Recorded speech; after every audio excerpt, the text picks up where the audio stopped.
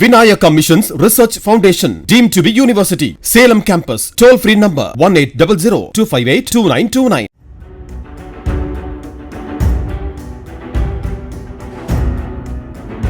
கும்பகோணம் அருகே 800 ஆண்டுகள் பழமையான சோழர்கால கோவிலில் நுழைந்து கஞ்சா போதையில் அம்மன் சிலையை உடைத்தவர் கைது செய்யப்பட்டார்.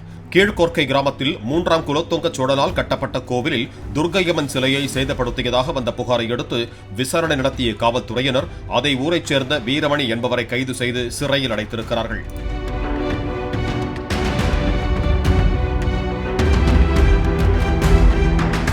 Vinayaka Missions Research Foundation, deemed to be university. Salem campus. Toll free number 1800-258-2929.